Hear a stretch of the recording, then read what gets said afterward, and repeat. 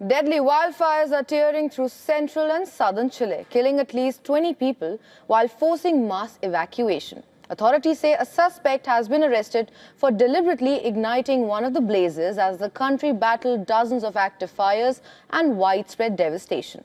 Chile's President Gabriel Boric and President-elect José Antonio Cast visited devastated regions. Boric toured the Biobío region, where 19 of the fatalities occurred, and said teams are still battling the flames.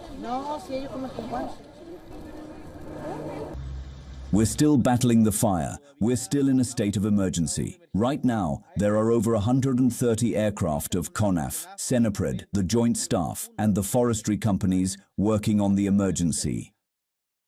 President-elect José Antonio Cast, who also visited the coastal area, vowed that his incoming government will lead reconstruction once the emergency was brought under control.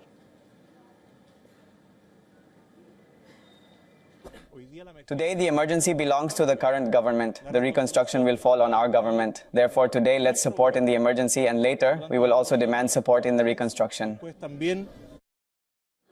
Another death was confirmed in the Ñuble region, which along the Biobío remains under red alert. According to the CONAF Forestry Agency, both regions continue to battle 9 active fires across tens of thousands of hectares. In the affected areas, residents and volunteers have been clearing fire-damaged zones with shovels and carts. Some survivors have called for trucks to speed up reconstruction efforts. Now, Interior Minister Alvaro Elizalde emphasized that debris removal cannot begin until search teams confirmed no victims are buried underneath the rubble. In the Biobío region, the small town of Lirquen has emerged as the epicenter of Chile's wildfire tragedy. Here, about 80% of the town has been destroyed with 17 confirmed deaths. While the main fires there are now under control, small hotspots continue to burn in the surrounding hills. This has left the town's 20,000-plus residents to face a daunting task of rebuilding. Aid groups and volunteers are providing food, water and medical care, though residents say official help has been slow. International organizations are delivering thousands of meals daily as medical teams treat injuries and trauma. But despite some progress, about 20 major fires remain active nationwide, fueled by strong winds and high temperatures.